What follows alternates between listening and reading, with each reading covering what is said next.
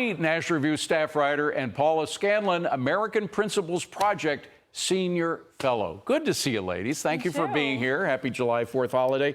All right, Caroline, we're New Yorkers. We have to live through whatever happens, and there's a lot that could happen. I was just on my way by bus to Columbus Circle yesterday when the bus was stopped by a group of radicals right before Columbus Circle who were communists. Now, I know they were communists. I know that word is thrown around a lot these days, and sometimes unjustifiably. But in this case, they were waving a red flag with a hammer and sickle on it. So I know they were communists. They stopped the bus. The bus driver, God love him, was determined. He inched his way through. I got out of the bus and started yelling at the protesters myself, saying, these people need to go to work. You're not working here. You're just playing around. Eventually, the bus moved through. But this is... Can New York survive? This is just the beginning. A lot of them, by the way, had Mamdani paraphernalia that they were passing out. So can we survive a mayoral candidate like this? Well, those are his comrades, and I'm sure they're in many cities. But I think we need to remember that they probably still are a minority at this point. Look, I was on the show last week, and Larry made an excellent point that Zohran Mamdani probably peaked in the primary. It's all downhill from here. He's going to come down from this high because as we head toward the general election, his record, his radicalism is all going to come under a microscope, and it's going to come to light. Just this week, we found there's opposition research of him saying on the record that seize the means of production, a Marxist idea from the Communist Manifesto, is one of his utopian ideals for society. Right. We also know that he's refused to condemn the phrase globalize the Intifada more than a few times. So just imagine what else is going to come out in the weeks leading up to November. You might remember Brat Summer and Kamala Harris. Yeah.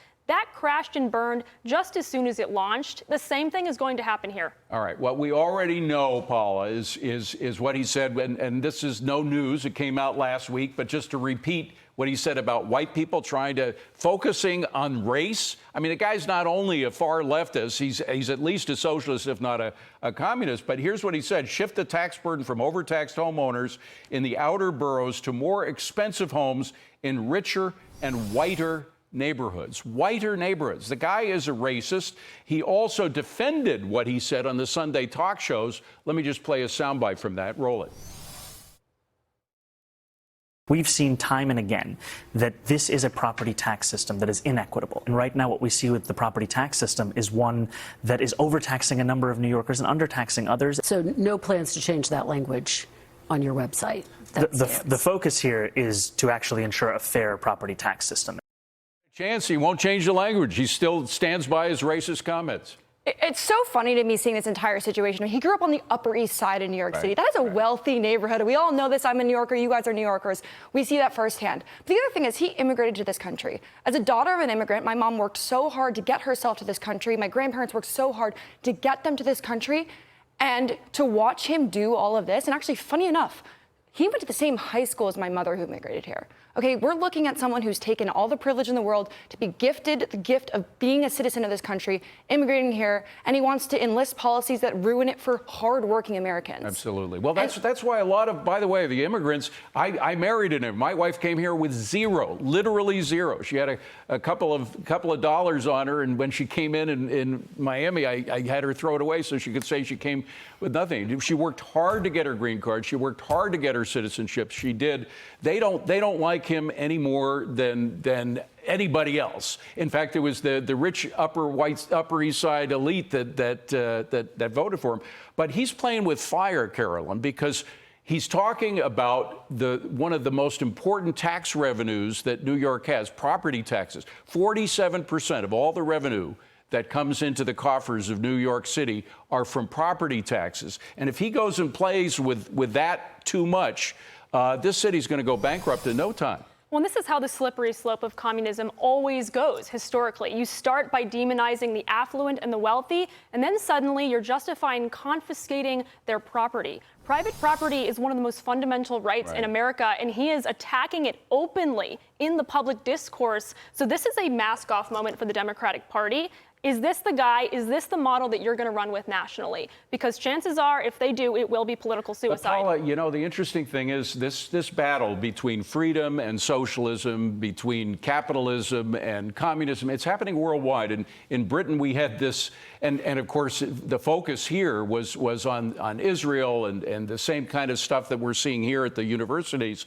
There's a guy named Bobby Violin, who came out with some really horrible stuff that was broadcast on BBC during a concert that they were co-sponsors of. Let me just play that and get your reaction. Roll it.